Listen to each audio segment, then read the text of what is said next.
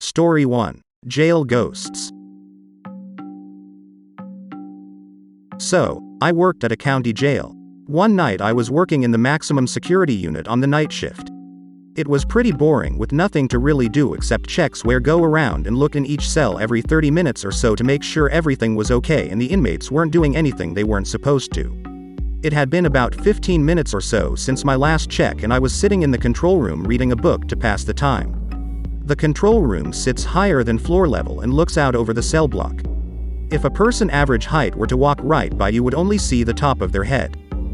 As I'm reading my book, I see out of my peripheral the top of a bald head walk past the window. I knew that nobody else was in the area, as another officer would have had to go through 2 sets of remotely open doors and there was no way past my control room. I looked up and into the cell block. I didn't see anyone. I then looked at the camera monitors which showed every angle of the cell block. Still nothing. I put my book down and exited the control room, making sure to lock the door behind me in case an inmate got out their cell. They couldn't lock me out of the control room. It's uncommon, but it is possible. I walked into the cell block, shining my flashing into some of the more dimly lit areas. I took notice that I did not hear a cell door close, so if an inmate did get out of the cell, they would have either had to close their cell door incredibly quietly or they were hiding somewhere. I radioed for another officer to respond to my location as a backup. I began to conduct a check, making sure to count the inmates in each cell and pull on the door to make sure it was locked. When I reached the upper tier, one of the inmates was standing at the cell window and asked me what time it was. When I told him, he noted that I was early on my check and that I had been checking the doors. "These guys have nothing to do but watch you." The inmate asked if I saw the bald-headed guy. He must have seen the expression on my face because he said that he was seen by somebody at least once a night, usually passing quickly by the cell windows. He said they always knew it was him because there were no bald officers on night shift. I went back to the control room and locked it behind me. I asked the officer who responded as my backup about the bald-headed guy. He was a very senior officer and said that he had never personally seen him, but it wasn't uncommon for officers to report it. I never saw the bald-headed guy again. Eventually I promoted, and every once in a while an officer or inmate will ask me about him. Story 2. Jail Ghosts Number 2. Face in the Window. I work at a county jail. One night, it was around 3 to 4, I was called to come to a cell block to relieve the officer for a short time. He had a phone call in the office or something. When I get to the cell block, he says thanks and he should be back before it's time to do a check and leaves. So all the cells in this unit faced the desk and had a small window so the inmates could look out. I sit at the desk and twiddle my thumbs for a few minutes when I heard a tapping coming from one of the cells. I look around trying to see where the tapping was coming from and I hear it again. Then I hear a voice say, "17 house." I look over at cell 17 in the corner and see an inmate standing in the window tapping on his wrist, asking what time it was. I held up the amount of fingers and he nodded before stepping back into the dark. A few more minutes went by and the officer still had not come back. I looked at his log and realized that he was due for a check.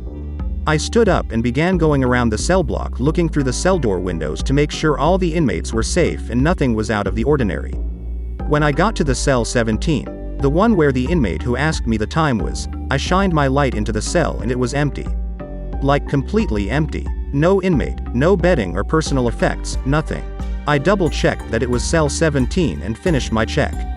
When I got back to the desk, I pulled up the cell log that showed which inmates were in each cell and 17 was empty. I sat back at the desk and looked over again to make sure that it was cell 17 that asked me and not cell 1/8 or 16. Cell 17 was in the corner and I was 100% certain that it was cell 17. When the officer got back, I told him what happened. He thought that was strange as cell 17 had been out of service for about 2 weeks due to having a broken toilet. When I left the cell block, I went to the sergeant's office to ask him to pull video of the incident as I knew there was a camera that faced cell 17. Video showed me sitting at the desk. You can hear the tapping and the voice say, "17 house," and me holding up my fingers to show the time. No face appeared in the window. Story 3. Lived in a haunted apartment for 12 months. Lots of things happened that I couldn't explain. When I was in my first year out of school, my older brother and I moved into a small 2-story apartment in Scarborough, Western Australia. It was relatively cheap and in a great location, with the only drawback being that the apartment seemed half-finished in places. There were quite a few outdoor areas that were crumbling away, and even some of the walls in the upstairs area had sections of the wall unpainted. We were apparently the first tenants since a renovation. Our parents would come and stay with us from time to time, and we still talk about our weird experiences in that place today. It always had an eerie feeling to it, with random rooms at odd angles and a very uncomfortable aura, for want of a better word. The biggest feeling I had at the time was that I always felt like I was going to look down the staircase from the top living area, and see someone run past.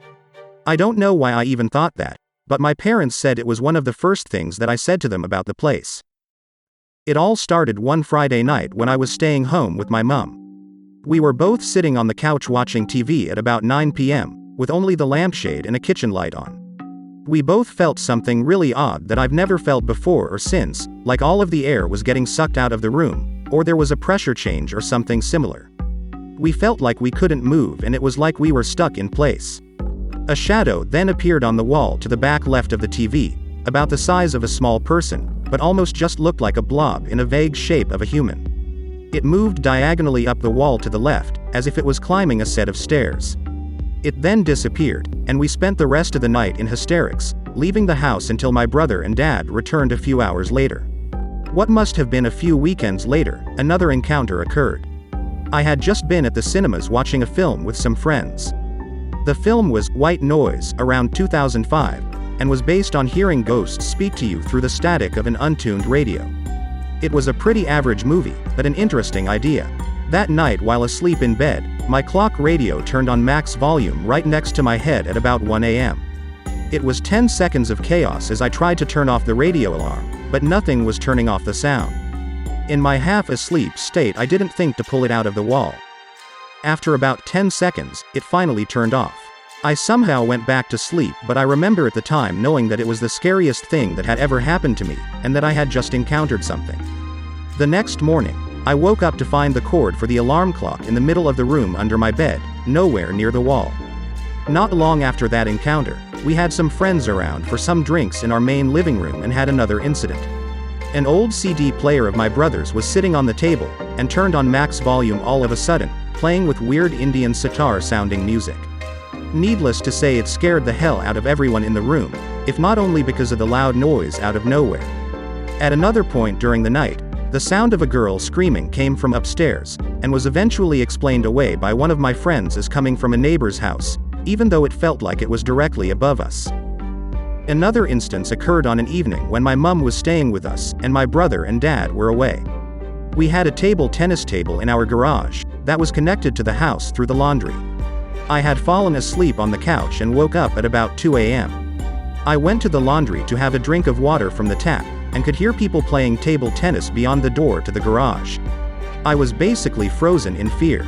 I put my ear right up to the door and could hear the sounds of a game being played, but I knew that myself and Mum were the only ones in the apartment. I retreated and went to bed, knowing that I was too weak to open the door and confront whatever was in there. I somehow fell asleep. The next morning I woke up and went downstairs for breakfast. The first thing Mum says to me is, "How late were you and your friends up playing table tennis last night?" I got up to go to the toilet at 3 a.m. and could hear a game going on in there, so that was pretty spine-tingling. The last story that I can think of at the moment is when I was at a friend's house one night, and received a phone call from my brother at home. As I answered, he said, "How drunk are you? I can hear you rattling the keys in the door." I explained that I was a friend's house, to which he replied, "Shit," and hung up. He calls me back 5 minutes later, and explained that as soon as he hung up, he heard what sounded like a large animal run along the side of the house from the front, along the side fence, and within seconds, was knocking aggressively at the back door. He went to the back door and there was nothing there.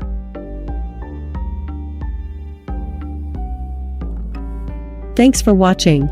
Let us know your thoughts in the comments section. And please like and subscribe to help support the channel.